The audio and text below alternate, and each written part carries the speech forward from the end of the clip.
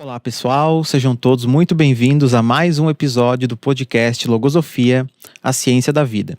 Quem fala aqui é Eduardo, host do podcast. Estou aqui com a Patrícia, também host do podcast, minha esposa e também pesquisadora da ciência logosófica. Olá pessoal, bem-vindos a mais um episódio do podcast Logosofia, a Ciência da Vida.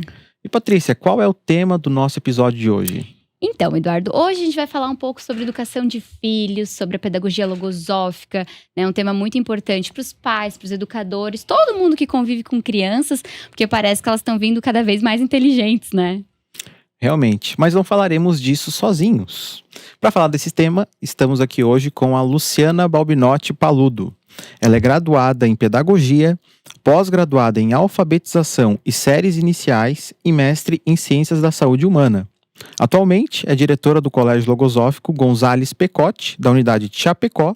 Ocupa essa função desde 2006, tendo iniciado a carreira como professora em 1988. A Luciana também é vice-diretora pedagógica do colegiado do Sistema Logosófico de Educação. Ela também é conselheira do Conselho Municipal de Educação de Chapecó e docente da Fundação Logosófica. É uma honra enorme tê-la aqui conosco hoje, Luciana. A honra é minha, Eduardo. Estou muito feliz por participar deste podcast. Fiquei feliz com o convite. Fiquei feliz também de estar aqui com o Alexandre. E vamos lá. E também contamos com a presença ilustre do Alexandre. Alexandre Mena, engenheiro mecânico com mestrado em dinâmica de turbomáquinas. Ele atua na indústria há mais de 20 anos. Ele é pai do Henrique, de 4 anos, e esposo da Liana. E também é docente da Fundação Logosófica. Seja muito bem-vindo, Alexandre. Eduardo, Patrícia, Luciana, é uma alegria muito grande estar aqui com vocês. Pois bem, pessoal, já para aquecer então a nossa conversa do podcast de hoje, do nosso episódio, já que o tema é pedagogia logosófica, já vamos fazer uma pergunta objetiva para a Luciana.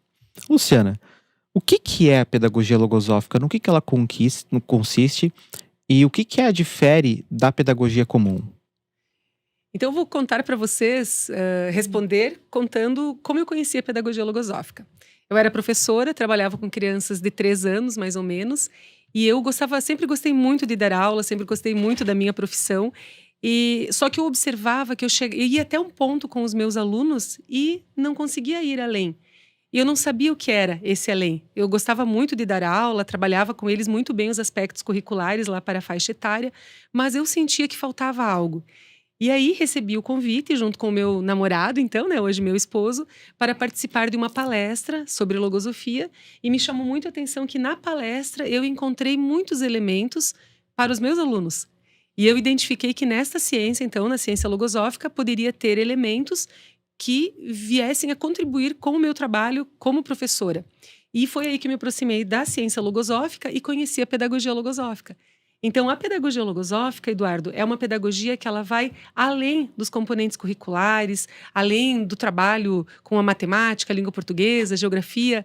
É uma pedagogia que ela é relacionada ao interno do ser humano. Para a pedagogia logosófica, o ser humano é constituído de maneira biopsicoespiritual. Então, na pedagogia logosófica, nós observamos o ser humano, primeiro observo a mim mesma, porque eu preciso olhar para dentro de mim mesma, em primeiro lugar, e eu recebo o meu aluno observando que ele é um ser biopsicoespiritual, e ele precisa ser estimulado nesses 3 aspectos. Então, que ele tem um mundo interno, que ele tem um mundo externo, que ele tem seus pensamentos, seus sentimentos, que ele também apresenta alguns aspectos que são muito bons, mas aspectos que precisam ser melhorados, que ele traz uma herança. Isso tudo e muito mais é contemplado, então, pela pedagogia logosófica. Muito interessante, é riquíssima essa pedagogia logosófica. Eu fico pensando assim também, como você comentou, né, o conhecimento de si mesmo, dessa formação biopsicoespiritual. Parece que o conhecimento de si mesmo é muito importante para a educação dos filhos, né? Conhecer a nós mesmos. Será que é importante? Será que basta só eu olhar para a criança? Será que eu preciso olhar para mim? É muito interessante entender que o pai, né, ele precisa se construir também, né? Então, com o Henrique, eu tenho experimentado isso no dia a dia, né? É um desafio diário estar próximo dele, me capacitando e também entendendo, né, que esse filho que eu quero ter no futuro, né? Esse Henrique que eu quero colaborar, né, no crescimento dele, na educação dele, eu preciso fazer isso hoje. Eu não posso ficar esperando para que isso aconteça no futuro, né? Eu preciso realizar isso hoje, realizar na minha vida para ser esse exemplo que vai ali na frente estimular, né, ele da maneira mais adequada. E para mim fazer isso, o que eu tenho aprendido também com a logosofia, né, que eu preciso olhar para o meu passado, né? É no passado que estão as respostas, né, naquilo que eu tenho que modificar na minha conduta para que esse futuro passe a ser uma realidade na minha vida e depois na vida do Henrique. Então essa possibilidade de realizar primeiro na minha vida para ser esse exemplo, me erigir nesse exemplo, é algo muito grande que a logosofia traz à humanidade. Que legal, né, Alexandre? Porque a gente vê que as crianças, elas imitam muito os adultos, né? Realmente, a gente observa com as crianças que a gente convive, né? A Luciana, que tá bastante com as crianças no colégio, pode trazer até mais sobre isso. Mas as crianças, elas veem o adulto fazendo e elas querem fazer igual, elas querem falar igual, elas querem se mexer igual, pegar igual, né? Então, se a gente também tem uma postura meio estranha, meio ruim, a criança vai fazer igual. Então, tomar esse cuidado de ser um exemplo, porque se eu quero construir uma humanidade melhor, ela começa em mim mesma, né? Eu preciso ser melhor primeiro, né? Será que as crianças imitam, Luciana? Como é que é lá no colégio? Não só as crianças, mas os adolescentes também. Ah, claro. Então, vocês estavam falando, estava recordando de algo que eu vivi recentemente. Nós vivemos muito isso no colégio, com as crianças, mas eu vivi como mãe. Eu tenho 3 filhos, mas os meus filhos já são adultos. E, recentemente, um dos meus filhos viveu uma situação lá que deu um problema, perdeu o celular. Na verdade, roubaram o celular, né? Roubaram o celular. E, diante disso, para ele... foi uma situação difícil. Na verdade, foi minha filha. Foi uma situação difícil, porque afinal estuda fora, ficou sem o celular. E quando ela telefonou e falou que estava sem o celular, o primeiro pensamento que veio foi: é só o celular. E está bem. Agora, então, como lidar diante disso? E o que eu pensei, assim, que eu precisava dar elementos para ela, que estava lá sozinha. Assim, o que eu poderia fazer como mãe, estando longe, é dizer para ela: filha, vá, lida com a situação, vamos lá, bola para frente, ver o que pode fazer diante do que tem agora para ser resolvido, aprender com a experiência e enfrentar a situação. E para comprar outro celular, tem férias pela frente, vai trabalhar, vai se dedicar a algumas coisas ali, né? E conseguir o dinheiro que precisa. Claro que com a colaboração dos pais, mas também vai fazer a sua parte para ter o novo celular. Passado um dia, 2, ela me telefonou e ela falou que chamou a atenção dela, assim, que as amigas dela estavam falando: mas como que você está lidando, assim, com essa situação? Você não está desesperada, não está chateada? Daí ela me disse: claro que eu estou chateada, mas vou fazer o quê? Eu tenho que me virar, bola para frente. E aí, nesse momento, eu recordei de como eu tinha falado com ela, mas eu recordei principalmente de algo que eu aprendi na pedagogia logosófica, na ciência logosófica, que é não colocar a minha vida dentro dos problemas, mas os problemas dentro da vida. É um problema? É. Quantos problemas nós enfrentamos no dia a dia? Quem diz que não tem problema, ainda não enfrentou, porque vai enfrentar. Quantos desafios nós enfrentamos no dia a dia? E se eu não estiver preparada para enfrentar esses desafios, eu vou esmorecer diante deles. Ali foi um exemplo. Então, isso eu tenho aprendido com a pedagogia logosófica. Você falou do exemplo. Então, como eu tenho vivido as dificuldades, os desafios, os obstáculos que aparecem, né? Porque, não sei vocês, mas tem dias que a gente acorda e pensa: o que vem agora, o que vem pela frente. Porque são vários desafios, às vezes, ao longo de uma fase, de determinada situação. Nós, agora, fechando o ano, quem trabalha com alguns segmentos, o fechamento de um ano é bastante intenso. Então, o que eu penso, assim, é estar bem para viver os desafios, pensar o que tem valor na vida, o que é permanente, o que realmente precisa ser vivido e não me perder diante de tudo que tem. E isso foi o que eu procurei passar para ela, e ali deu para ver que ela colocou em prática. Então, vai muito do exemplo que eu, como mãe, dou. Como o Alexandre estava comentando antes, quando nós estávamos conversando. Claro que as palavras são importantes, do que a gente fala é importante, é muito importante. Por isso que eu como mãe, como docente, eu preciso estudar, me capacitar, buscar aprender cada vez mais, mas saber que o que vai falar muito alto é o meu exemplo. Uhum. Tem que andar juntos. Juntos, exatamente. Tem que ser, parecer. E eu vejo que todo ser, mas especialmente o ser que os pais, né, e os professores dos colégios, ele tem que ser uma espécie de artista duplo. Ou seja, ele tem que buscar o domínio de 2 artes. a arte de ensinar, mas também a arte de aprender. Porque não adianta, né, só conseguir se especializar em como ensinar, mas não conseguir aprender coisas novas. E aprender com o exemplo até mesmo dos pequenos, que também ensinam muito. Né, porque vêm tão puros, né? E falando em pureza, em pequenininhos, como que é, Luciana, essa questão da formação do caráter das crianças? Esses elementos que você trouxe no começo, que constituem a pedagogia logosófica, eles colaboram na formação do caráter das crianças? Como que funciona isso? O que nós temos trabalhado, eu tenho estudado muito sobre esse aspecto, sabe, Eduardo? E o que é muito importante na formação do caráter da criança são os estímulos.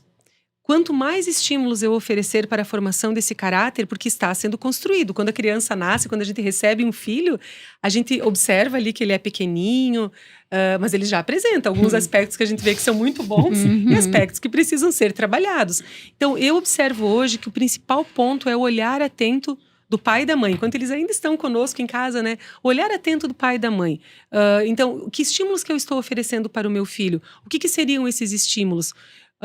Por exemplo, eu sempre estimulei nos meus filhos o amor pela leitura, a vontade de aprender, o gosto pela música, o gosto de estar com a família, de estar com os amigos. Mas, além disso, então, que estímulos que eu estou oferecendo que façam com que eles queiram cada vez ser melhores, vencer as dificuldades, enfrentar os desafios. Então, nesse sentido, a formação do caráter da criança, ele vai sendo construído à medida em que eu vou trabalhando esses estímulos. Porque eu posso, diante de uma situação com uma criança, o Alexandre ainda tem filho pequenininho, tem situações que eu posso enfrentar dando para ele um estímulo, por exemplo, de troca.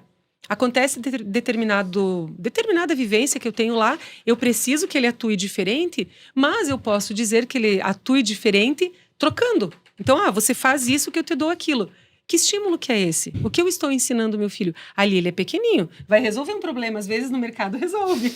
Às vezes em alguma situação mais delicada resolve. Mas se eu projetar para frente, projetando para frente, qual vai ser a repercussão disso na vida do meu filho? É isso que eu quero? Então, a pedagogia logosófica, a ciência logosófica, ela faz com que eu pare e pense, não no meu filho agora, e pense nele depois. E o que eu vejo, observo hoje, como mãe de adultos, muitos aspectos foram muito bons. E eu fico muito feliz pela condução que nós demos, pensando assim que nós tivemos esse amparo da pedagogia logosófica. E outros aspectos eu gostaria de ter aprendido melhor, para ter trabalhado ainda na infância. E para isso eu observo agora a dificuldade que é porque eu tenho que trabalhar em mim também. E aí, continuar trabalhando com eles, porque mãe é mãe a vida toda, pai é pai a vida toda. A gente quer que os filhos sejam felizes. Sempre vai estar ensinando. Exatamente. Né? Então, a pedagogia logosófica, ela não é só para quando os meus filhos são pequenos ou para quando eles são pequenininhos. Nós estamos falando da infância. No colégio, por exemplo, nós temos os adolescentes. Quais os melhores estímulos para um adolescente? Como fazer para que o adolescente, enfrentando o desafio que é essa fase linda da adolescência, mas ela é diferente da infância, o que eu posso fazer? O caráter está formado, porque já foi formado ali de pequenininho. Mas o que eu posso fazer para aperfeiçoar? Para que ele sinta a necessidade e a vontade que tenha de evoluir, de avançar. E a vida, ela vai apresentando as dificuldades à medida que a gente vai evoluindo.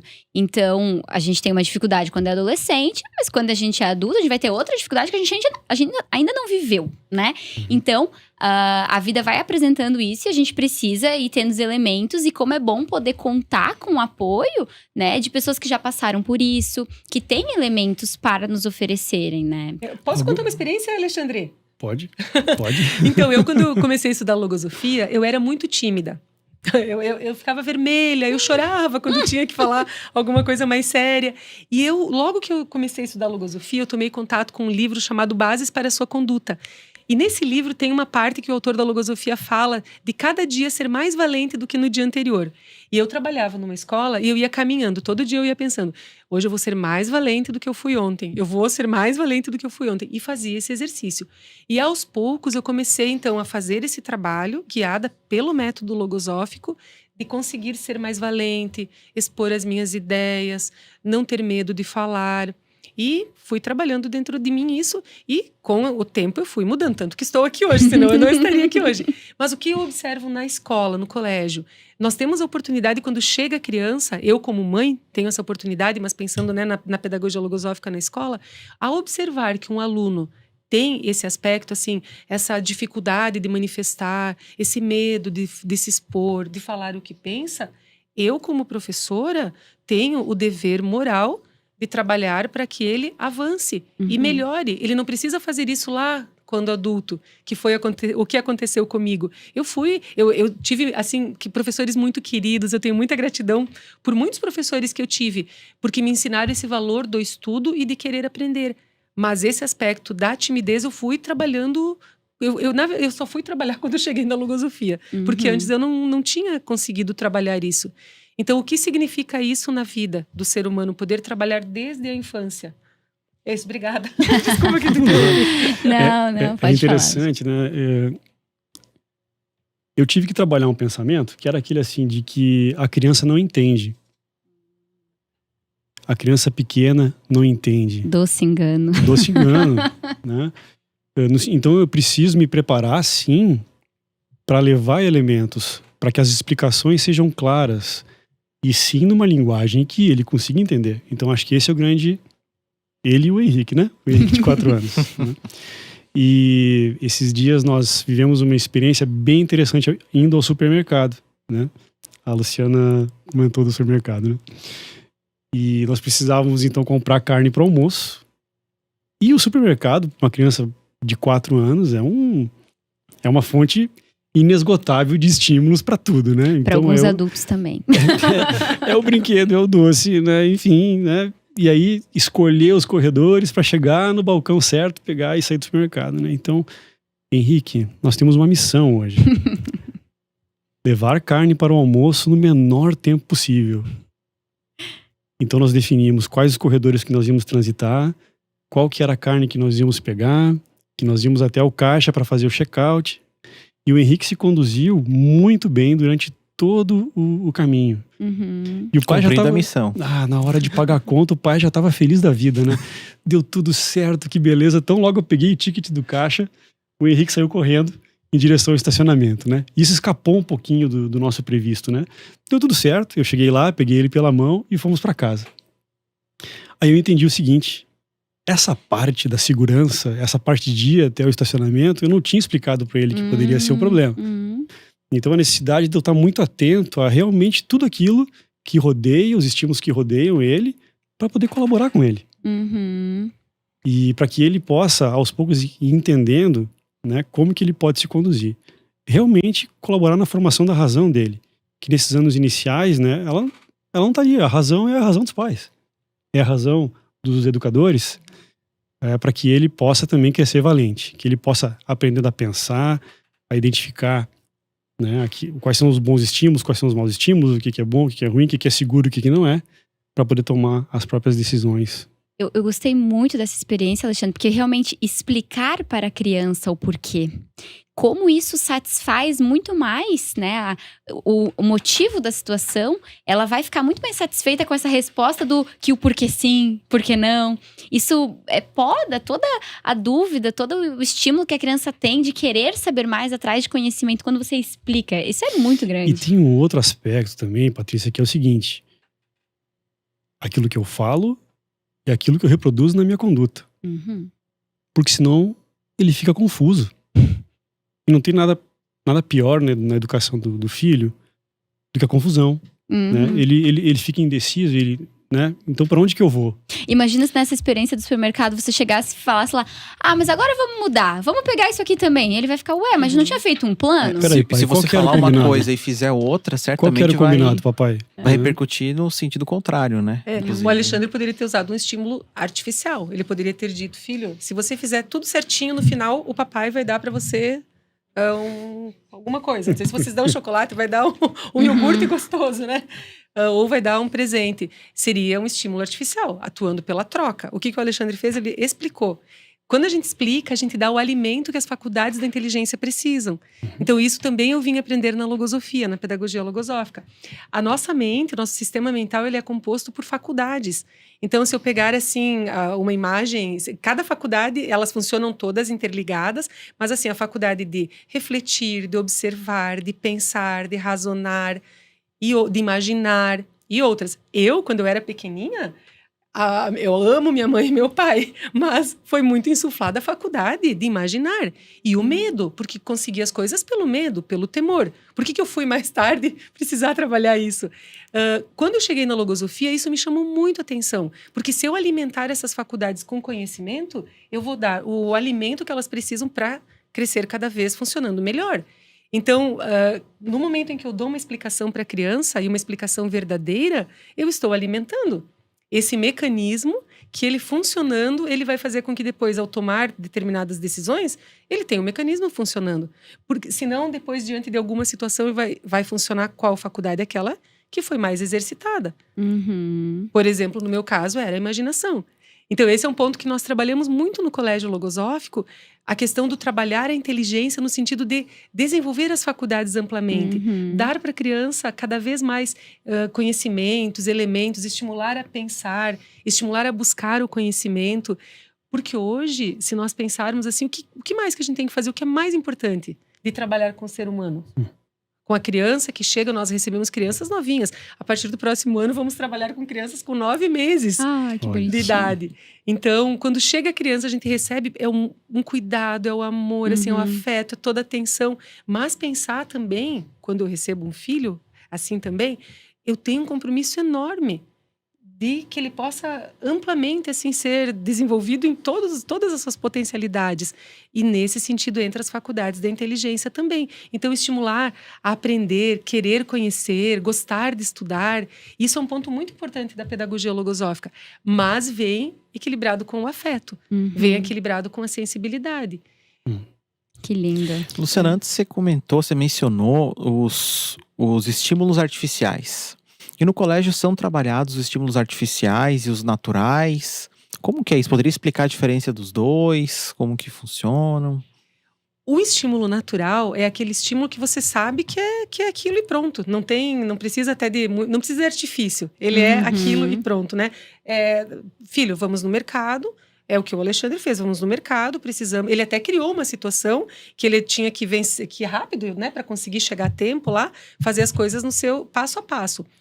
Nesse caso, o estímulo artificial seria conseguir alguma coisa por troca. Então, chegar e dizer que ele trocaria, então, vamos rápido que chega lá no final, vou te dar tal coisa. O estímulo artificial é aquele que eu faço as coisas por troca, eu faço com que a criança faça as coisas pelo temor, que eu faço as coisas vinculadas a alguma coisa, coisas que não são reais. E aí, o que vai acontecendo? A criança vai ficando com esse mecanismo sem funcionar. Porque, às vezes, é difícil conseguir pelo estímulo natural. É muito mais difícil. Por exemplo, filho, no momento de estudar, no momento de aprender um idioma, de aprender uma música. Eu recordo, uma vez nós tínhamos os filhos pequenos e nós viajamos com eles para um lugar e nós falamos, fora do Brasil, né? E o que nós trabalhamos assim, que aprendendo o idioma, eles poderiam se bastar, porque eles falam muito melhor do que nós, né? Tinham muito mais facilidade do que nós. Falavam na época e falam hoje ainda.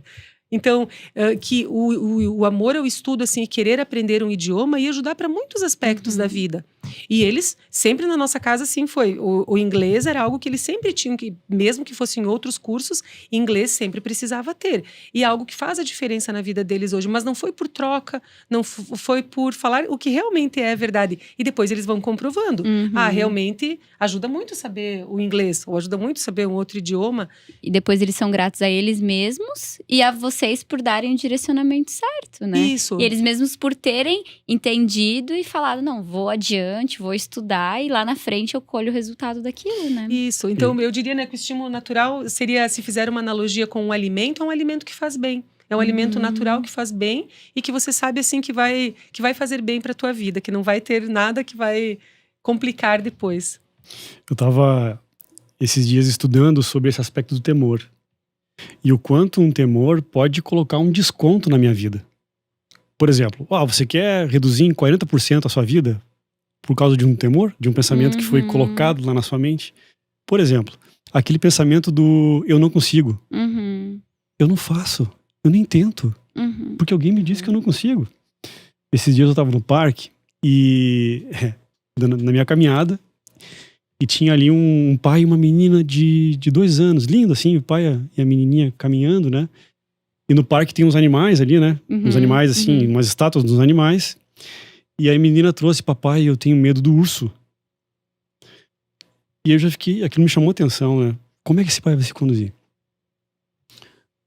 E aí passou um tempo, ele falou assim: filha, você não precisa se preocupar com o urso, porque se você obedecer sempre o papai, o urso não vai pegar você. E aí, como que fica a mente dessa criança de 2 anos, que poderia naquele momento receber uma explicação sobre, olha, esses animais aqui na verdade são uma representação de um animal que vive na natureza, né? Eles não se movem, na maioria das vezes eles só vão se defender, eles não vão atacar gratuitamente, eles vão se defender se forem atacados. Eu queria trazer um ponto que nós temos trabalhado muito nos colégios logosóficos, que é essa questão dos estímulos naturais relacionados também com a literatura. Então, existe uma editora, a Editora Lyre. A Editora Lyre, ela trabalha com materiais, com livros, com músicas, que elas têm por objetivo assim, que a criança goste de ler, que leia o livro, queira ler cada vez mais, mas são histórias que levam esses conceitos naturais, esses conceitos de bem. Esses conceitos que vão colaborar também com a vida da criança e do adolescente. Então, o que nós temos estudado no método logosófico é que o livro, se for pensar, uma história, que não necessariamente vai estar no livro, pode ser uma história que eu conte também, ela é uma ponte entre a ponte entre aquilo que eu quero ensinar e o meu filho, ou o meu aluno. Então, uma história bem escrita, levando de maneira inteligente um conceito que eu quero trabalhar, é um tesouro. E nós temos trabalhado muito no sistema logosófico de educação para a produção desses materiais, desses livros. E também é algo que a gente aprende na pedagogia logosófica, que a história, ela é um dos recursos que nós utilizamos. Contar algo que aconteceu comigo, daí fora dos livros, né? Mas eu usava muito desse recurso quando eu tinha os filhos pequenos, contar algo que tinha acontecido comigo, mesmo que às vezes não tivesse acontecido, mas mostrando para eles como eles podiam superar aquela situação, vencer aquela dificuldade, estimular que sim, eles podiam fazer aquilo.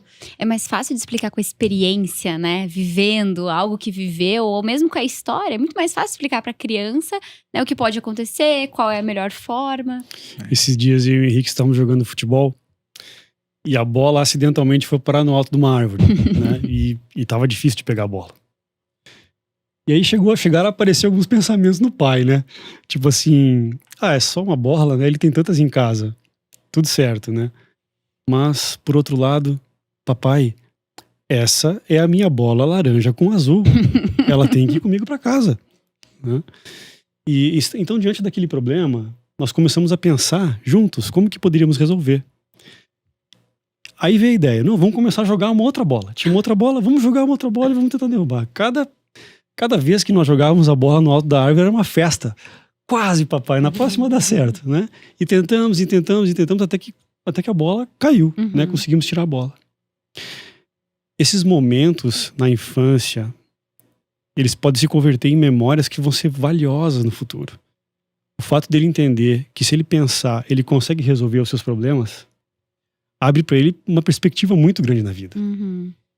E outra, eu como pai, eu quero que no futuro ele venha me pedir ajuda.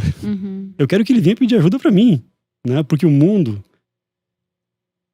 vai ter muita gente querendo ajudar ele, né? E nem sempre a ajuda vai ser uma ajuda do bem. Então esse filho do futuro, esse Henrique do futuro, eu quero que ele venha, eu tenho que falar com ele hoje, né? Se eu quero que ele venha buscar o pai no futuro, esse adolescente, esse jovem, né? Para que eu possa seguir colaborando com ele. Você cria um adulto que tem liberdade para pensar. E aí, Patrícia, algo que eu tenho pensado muito também é a importância de dizer não.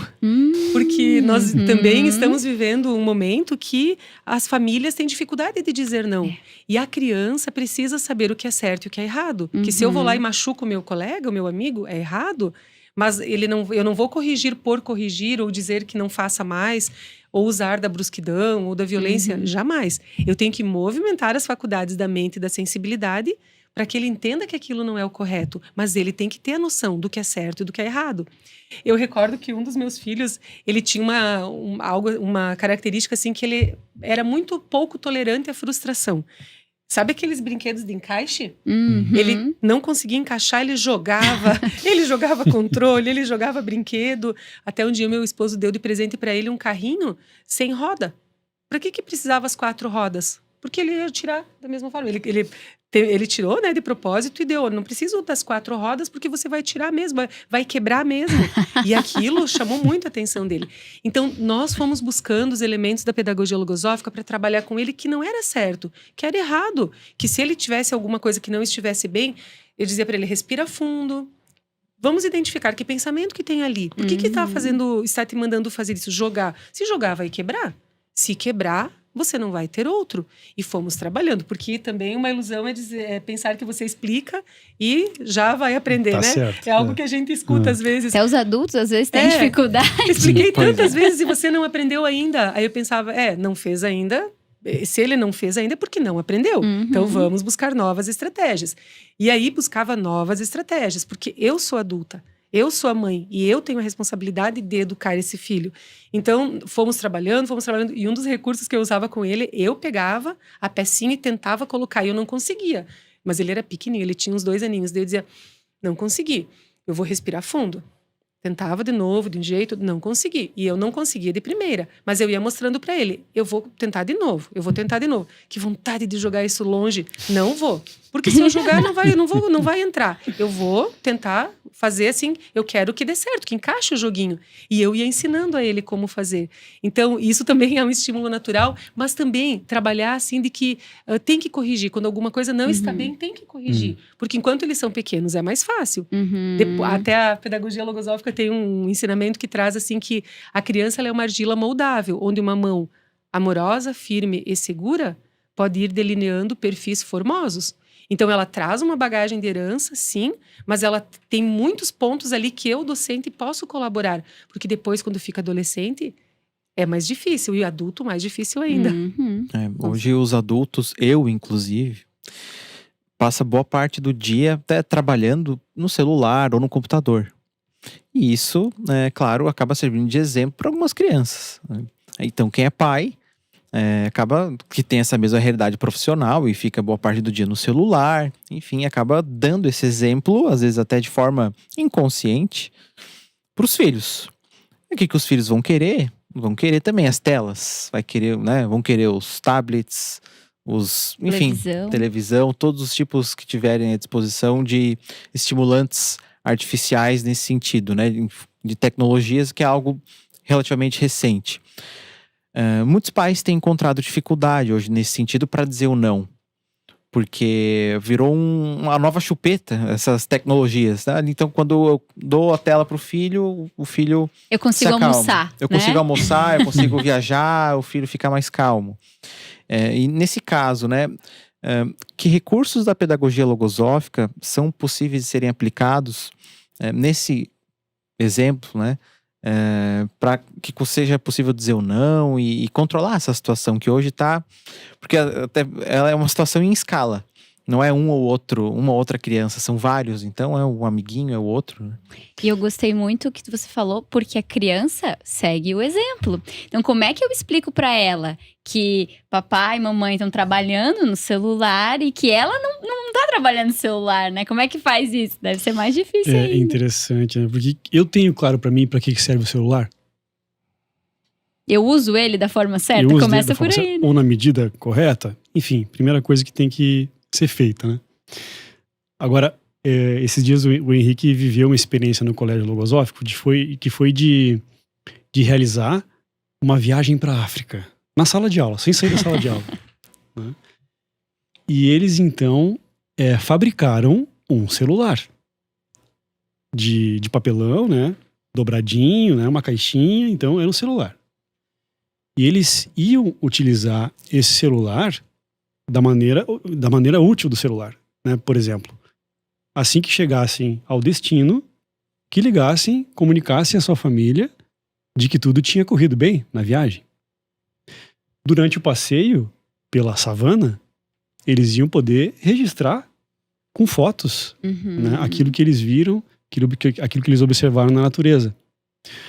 Quando eu estou em uma dificuldade, eu posso eventualmente buscar um endereço no telefone, e o telefone até me ajuda a que eu me desloque para chegar até o meu destino. Utilidades, né? Agora, não aquela cola que às vezes acontece, né? em alguns aplicativos que você fica, então, horas e horas e horas, né, ali. Então, ensinar a criança que há uma utilidade e fazer o uso adequado. É o que eu tenho entendido que é o melhor, né? O Henrique não tem celular com 4 anos, né? E nós entendemos que vai demorar um tempo para ele ter o celular. Mas a gente não nutre o pensamento assim, não, eu quero que ele não pegue, né? Não é por aí. Porque a gente entende que pode ensiná-lo a usar da melhor maneira, né? Que é uma boa ferramenta, né? Eu estava pensando também, tem tantas respostas para essa pergunta, porque dependendo da faixa etária, se eu tenho os adolescentes, quem é pai de adolescente, quem trabalha com adolescente sabe que hoje em dia o celular é um grande problema, porque no celular você fala tudo. O celular aceita tudo. E situações muito difíceis podem ser geradas a partir de situações que começam no celular. Ou então começam no relacionamento ali, na conversa, na amizade, e depois vai para o celular, você fala o que você quiser. E aí os afastamentos, o separatismo. Então hoje está muito complicado. A própria questão da exposição, a indiscrição. Então hoje assim, eu penso que a melhor ferramenta ainda o primeiro ponto é o exemplo. Então, olhar eu, mãe, eu, pai, como eu estou usando isso na minha vida. Que recurso de que forma que eu estou utilizando esse recurso, que tem sim funções muito importantes. Porque eu não preciso voltar para trás. Tem coisas muito importantes hoje da tecnologia, da própria inteligência artificial, tem tanta coisa boa que nós usamos hoje, mas vai de como eu vou utilizar. Então, primeiro olhar para dentro de mim e depois ensinar o meu filho. E aí vai novamente. Tem coisas que são certas, tem coisas que são erradas. Como eu não vou falar mal do meu amigo, se eu tenho alguma coisa para resolver, eu vou resolver olhando nos olhos, conversando, dialogando. Eu não vou falar mal dele no celular. Situações básicas, assim, que fazem muita diferença quando a gente trabalha com a criança, com o adolescente, que ele pense, que ele reflita. E assim, que ele tenha consciência, que ele pense antes de fazer. Porque depois que fez, fez. Não tem como voltar atrás. Eu penso que o principal ponto hoje é ter esse cuidado de trabalhar ensinando a pensar o que eu vou fazer. Não ser inconsequente ou inconsciente em relação às situações. Mas é muito delicado, porque eu preciso começar por mim, esse trabalho. É interessante, eu estava recordando agora de um temor que eu já identifiquei, né? Que é de alguma forma, perder o amor do meu filho, por exemplo. Pelo fato de me mover por impor um limite, né? Por colocar um limite na sua conduta, né? E algo que eu tenho entendido também, né, é que esse amor do pai por um filho, do filho por um pai, ele está incorporado à consciência. E que ele precisa, ele quer esse limite, né? Ele que está começando a viver, ele está buscando entender como que é essa vida aqui, né? Até onde eu posso ir? O que eu posso explorar? Existe o bem, existe o mal, né? E eu vou ter escolhas. A vida vai me apresentar lutas constantemente. Eu vou poder, vou pelo bem ou vou pelo mal. E dessa forma, né? Assim ele mesmo vai aprendendo, né, a se mover da maneira mais adequada. Eu tive que combater esse temor, né? Porque daí sim eu consegui passar a levar para ele elementos mais claros, né? Tipo assim, filho, agora não. Filho, isso não pode. Até isso me recordou que Gonzales Pecotti ensina, né, o autor da Logosofia ensina sobre a enérgica doçura como, né, um recurso para ser desenvolvido pelos pais e pelos educadores. Vocês poderiam falar um pouquinho sobre isso? Acho que isso é uma forma também, né, de como educar. Patrícia, eu tenho uma experiência fresquinha. Eu estava recordando dela agora, enquanto o Alexandre estava falando. Então, como diretora da escola, muitas vezes vem as situações que não são tão boas, né? Chegam ali quando já são... Tem coisas muito boas. Vem as crianças, contam as conquistas, o que eles estão aprendendo. Eu vou e converso com eles sobre isso. Mas, às vezes, vem problemas mais delicados. E nós vivemos com uma turma situações bem delicadas, quase terminando o ano. E aí vieram as perguntas. Passou o pensamento, né? Que vieram as perguntas. Passou o pensamento. Será que a gente vai trabalhar nisso agora? Poucos dias para terminar as aulas. Depois esses alunos saem, vão embora. A gente vai se encontrar. Mas assim, é o caso de trabalhar, porque daí teria que ser firme, muito firme. Passou esse pensamento, na hora já veio outro. Qual é o compromisso? Enquanto eles estão aqui, o compromisso é da escola. A família tem seu compromisso, mas a escola que tem o compromisso. E aí, arregaçamos as mangas, na equipe, combinamos as estratégias, arregaçamos as mangas e fomos trabalhando. O que nós identificamos? A necessidade de trabalhar individualmente com cada aluno. Então, com alguns alunos que era necessário, trabalhamos individualmente, com outros chamamos as famílias e fomos tendo atuações muito firmes. Aonde que entra a enérgica doçura? Se nós deixássemos a situação como estava, eles estavam sem noção do que é certo e o que é errado. Eles tinham se perdido, eles tinham ultrapassado aquilo que não, que estava... eles tinham ultrapassado a barreira assim, de uma situação harmônica, respeitosa. Então, o que nós fizemos? Levamos eles à reflexão, buscando elementos para movimentar a mente e para movimentar a sensibilidade, com muita consciência, com muito cuidado, mas fomos firmes. Porque tem situações que, como mãe também, eu não posso dizer ou não, mas não é assim, não. Tem situações que tem que ser mais firme, jamais violento e jamais brusco, mas firmeza. Então, é a enérgica doçura no sentido, sim, de usar a energia, mas com muito respeito, com cuidado, com afeto. E foi isso que nós fizemos com esses alunos. Fomos muito firmes, olhando no olho, conversando, fazendo refletir, e foram semanas. Terminou a situação, passaram alguns dias e eu pensei... não posso deixar ficar assim, porque eu fui muito braba. Foi preciso ser muito braba. Mas eu não queria ficar com essa imagem ali com eles. E aí eu pensei que eu queria resgatar essa imagem, porque foi necessário. E eles viveram a situação, aprenderam e deram a volta. Mas eu estava com aquela situação que eu tinha ficado com essa imagem ali com eles. O que eu fiz? Eu fui forjando situações que eu pudesse estar próxima a eles e viver situações felizes. Porque eu não queria ficar com aquela imagem lá daquela diretora braba. Foi necessário, fui responsável, eu e a nossa, toda a equipe, não fui só eu, né? Mas eu queria deixar uma imagem diferente, porque eles vão sair do colégio. E aí foi tão interessante, porque daí várias situações eu fui trabalhando para estar lá próxima a eles. Descemos uma lona com água, eu estava lá para descer na lona com água, cheia de coisa para fazer, mas eu pensei, eu vou descer 2 vezes. Desci 2 vezes, fui ligeiro, me organizei lá. Então, criei situações felizes e quando nós fechamos o ano com esses alunos, eu senti assim que eu tinha conseguido viver isso com eles, então corrigir quando foi preciso, ser firme quando foi preciso, mas isso porque eu tinha o vínculo e tinha esse compromisso com eles, mas fechamos de uma forma bonita, assim, fechamos de uma maneira sensível. E eu penso que eles levam uma imagem do colégio bonita, tanto que no final ontem, do último dia de aula, foi tão interessante que os meninos vieram e pediram se podiam dar a última volta pelo terreno do colégio. Ah, que lindo. E eles uniram, assim, todos os meninos, as meninas foram também e deram a última volta no terreno do colégio. Naquele momento eu olhei para as professoras pensando assim, vale muito a pena. A gente não pode pensar assim, isso deixa, isso não vamos trabalhar. Vamos trabalhar sim, porque nós somos muito responsáveis pela vida deles enquanto eles estão ali.